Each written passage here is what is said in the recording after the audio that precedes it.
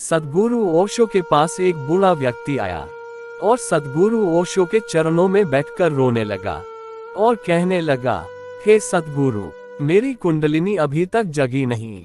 20 वर्ष से भटक रहा हूँ। न मालूम कितने आश्रम, कितने गुरु, कितनी साधनाएं कर चुका हूँ, लेकिन कुंडलिनी नहीं जगी। उनके भाव में कमी नहीं है, उनकी खोज में कमी नहीं है, लेकिन उनकी मौलिक दृष्टि गलत है। वे कुंडलिनी को ऐसे ही खोज रहे हैं जैसे कोई धन को खोजता हो, और ना मिले तो रोता हो, ना मिले तो परेशान हो, पीड़ित हो, संतप्त हो। कुंडलिनी उनका लोभ बन गई है। और ध्यान रहे, इस आंतरिक यात्रा की यही सबसे बड़ी कठिनाई है कि वहां लोभ के द्वारा कोई भी प्रवेश नहीं हो सकता। वहां तृप्ति के द्वारा प्रवेश है। जो नहीं मिला है उसकी फिक्र छोड़े, जो मिला है उसका अनुग्रह माने और प्रवेश बढ़ता जाएगा। लेकिन वे परेशान हैं। इस परेशानी से कुंडलिनी जागृत होने वाली नहीं है, उस परेशानी से ही रुकी है। 20 साल की खोज के कारण नहीं मिली, ऐसा नहीं है। 20 साल की खोज के कारण ही रुकी है। वह जो अति तनाव है पाने का, उसी से भीतर सब सिकुड़ गया है। जहां पाने का तनाव रहेगा वहां हम संसार में हैं। यह पाने की दौड़ संसार है, और न पाने के लिए राजी हो जाना संसार से बाहर हटने लगना है। एक आदमी धन के लिए दौड़ रहा है, एक आदमी पद के लिए दौड़ रहा है, एक आदमी यश के लिए दौड़ रहा है, और एक आदमी मोक्ष के लिए दौड़ रहा है। फर्क क्या है? कोई भी फर्क नहीं है। मोक्ष के लिए दौड़ा ही नहीं जा सकता। मोक्ष तो खड़े होने वाले को मिलता है। धन के लिए दौड़ा जा सकता है, क्योंकि धन खड़े होने वाले को नहीं मिलता। दौड़ने वाले को भी नहीं मिल पाता है, तो खड़े होने वाले को तो मिलने का कोई उपाय नहीं है। धन, पद, यश सब दौड़े हैं। मोक्ष दौड़ नहीं है। मोक्ष ठहर जाना है, रुक जाना है। एक साधिका ने आज ही मुझे आकर कहा कि अभी तक कोई अनुभव नहीं हो रहा है। अनुभव करना क्या है?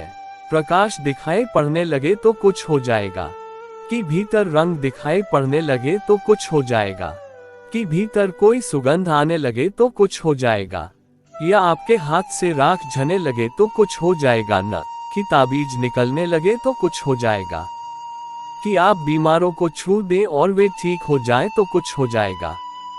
वह सब खेल संसार का है और मन का है।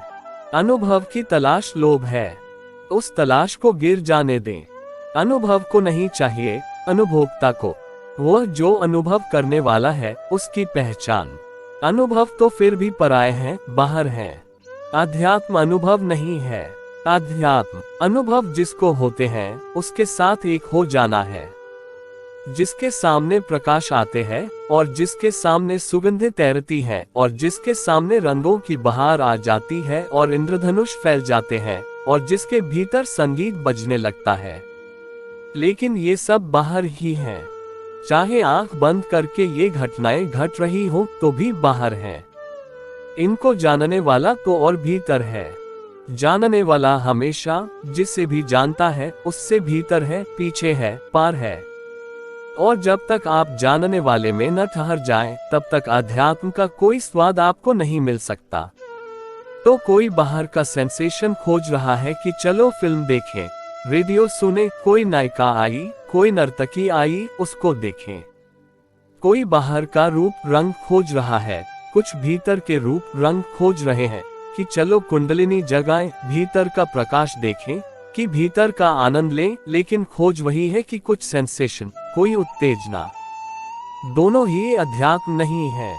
अध्यात्म तो उसकी तलाश है, उस चैतन्य की, उस साक्षी भाव की, जहां सब अनुभव समाप्त हो जाते हैं और केवल अनुभोक्ता रह जाता है।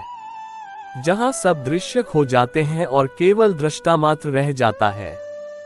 जहां सब ज्ञेय समाप्त हो जाते हैं और मात्र शाता शेष रह जाता है। उस केवल ज्ञान की, उस कैवल्य की खोज अध्यात्म है।